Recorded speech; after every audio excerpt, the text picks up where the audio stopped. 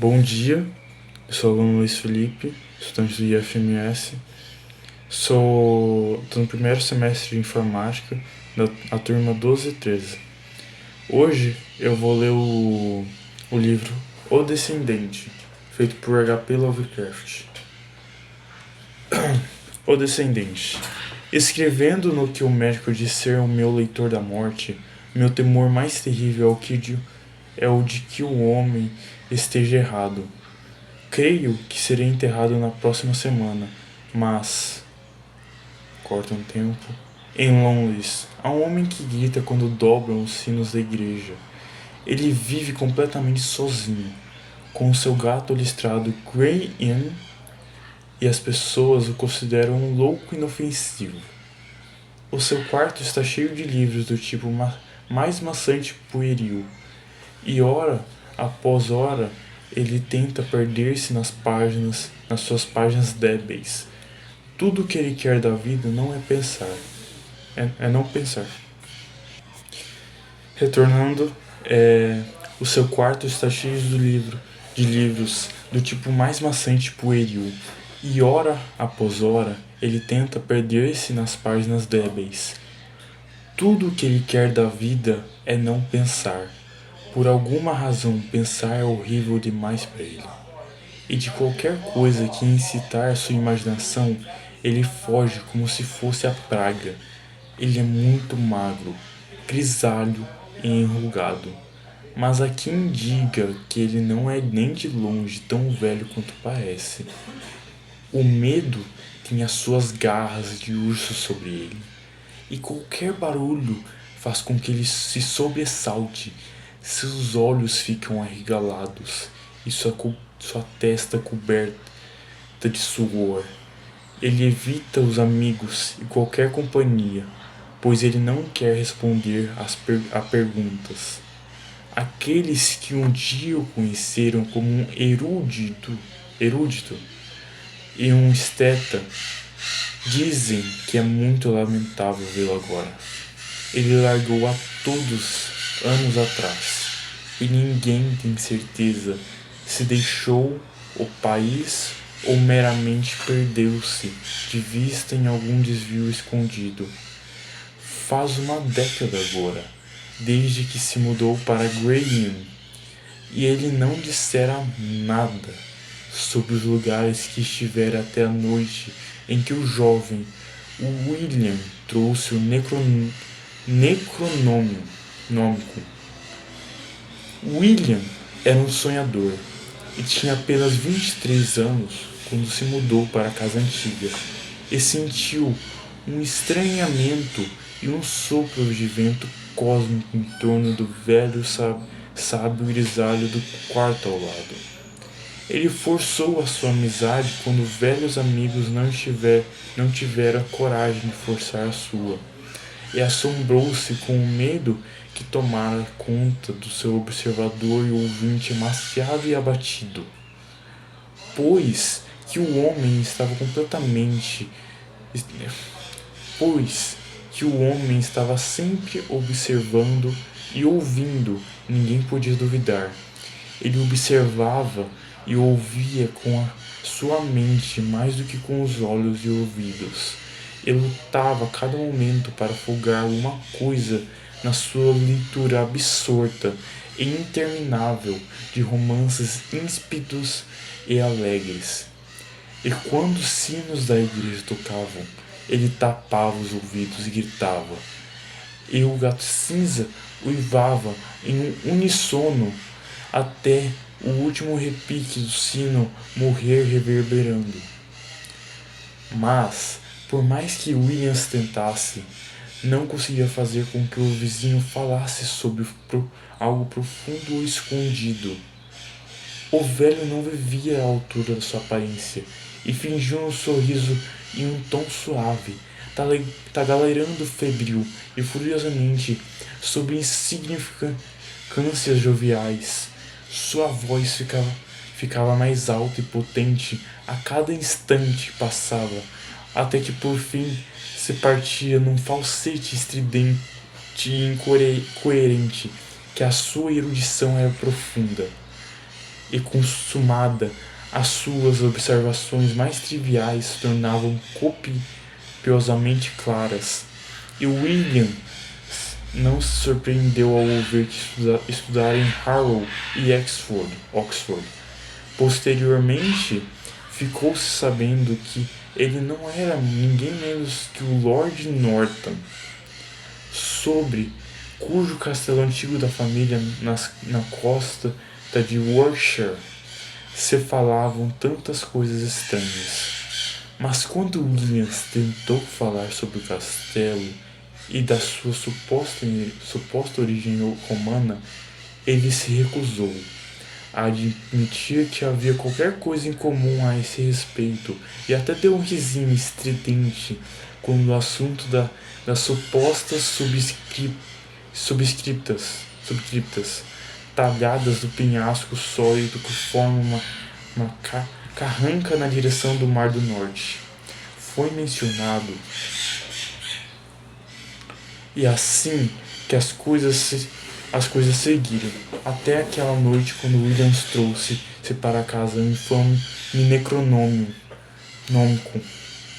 do árabe maluco Abdul al-Azraq.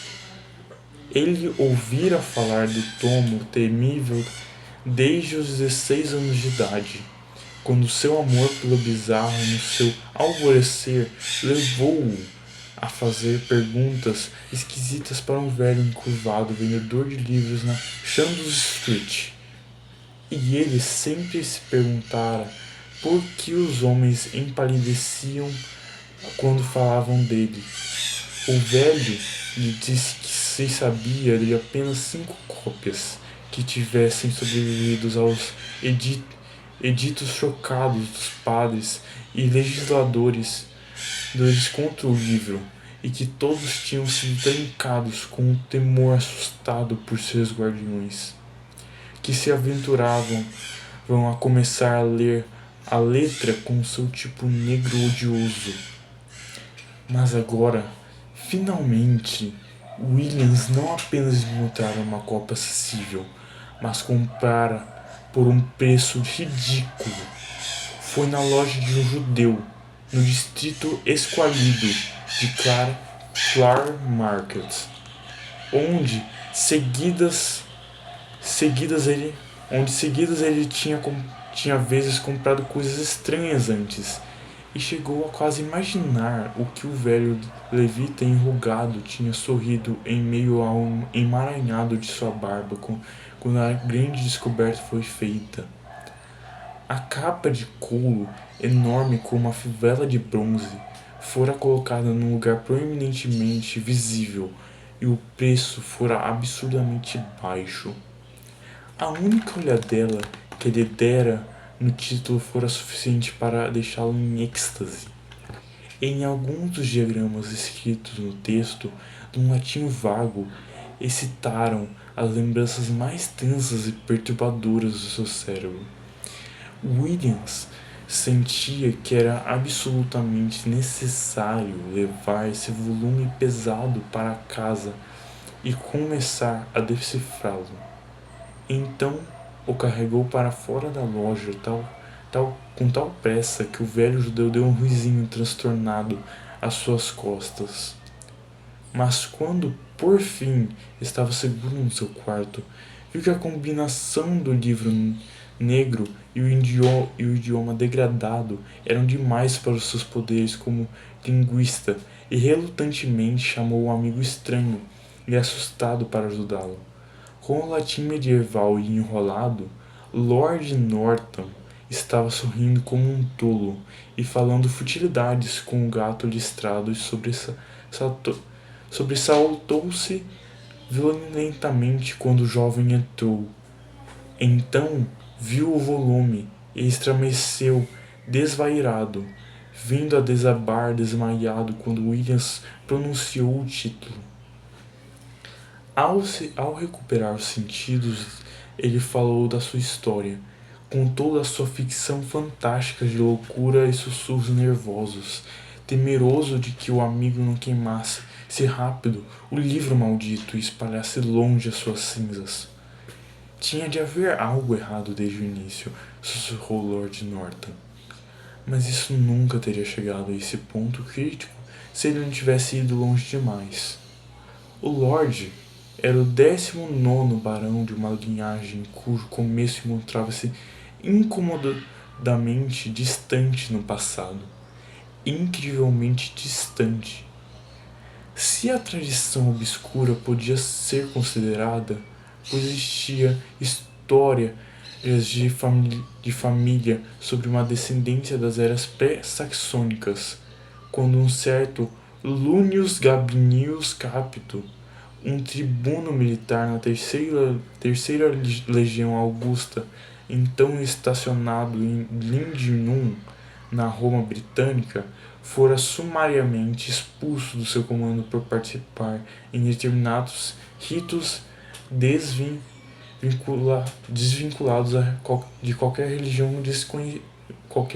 conhecida. Segundo os rumores, Gabinius tinha, na gruta do penhasco, onde pessoas estranhas se encontravam e fizeram o sinal antigo no escuro, eram pessoas estranhas que os britânicos só conheciam pelo medo e que foram os últimos sobreviventes de uma terra vasta no oeste que havia afundado, deixando somente as ilhas com seus instrumentos medievais, seus círculos e santuários, dos quais Stonehenge era o mais importante. Não havia certeza na lenda, é claro. Se fora Gabinius que construíra uma fortaleza inexpurgável sobre a montanha proibida e fundado uma linhagem que os pictos, os saxões, os dinamarqueses e os normandos eram incapazes de destruir, ou na admissão tácita de que dessa linhagem surgiu o companheiro corajoso e braço direito do príncipe negro, a partir daí Eduardo III originou o Barão de Norton. Não se tinha certeza sobre essas coisas, entretanto, sempre se falava a respeito disso, e na verdade o trabalho em pedra de Norton Keep, alarmantemente com a alvenaria do muro de Hadrian. Quando era criança, Lord Norton tinha sonhos peculiares. Quando dormia nas partes mais antigas do castelo e adquiria um hábito constante de procurar com a sua memória por cenas, padrões e impressões por meio de informes que não faziam parte da sua experiência acordado, ele se tornou um sonhador que achava a vida maçante e insatisfatória.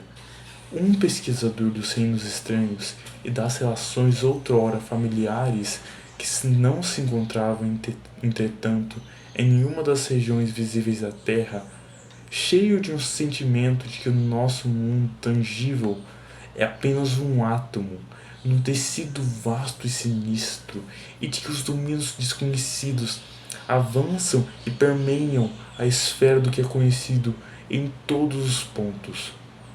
Norton exauriu na sua juventude e quando adulto jovem as fontes da religião formal e do mistério oculto.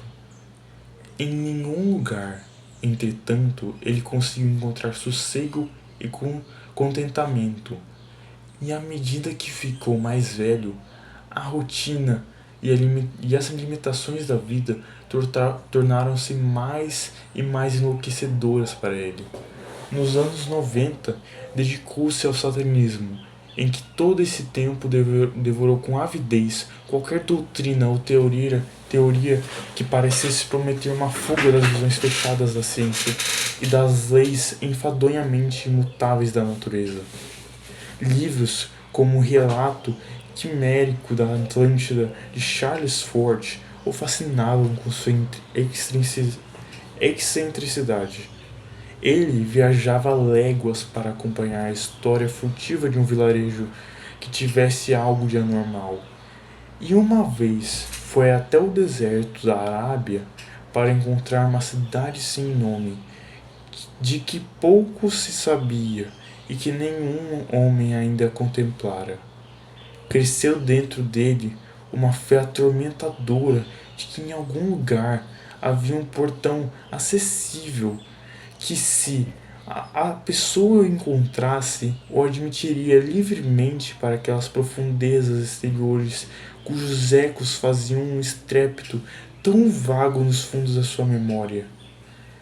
Ele poderia estar no mundo visível, ou poderia estar somente na sua mente e na sua alma.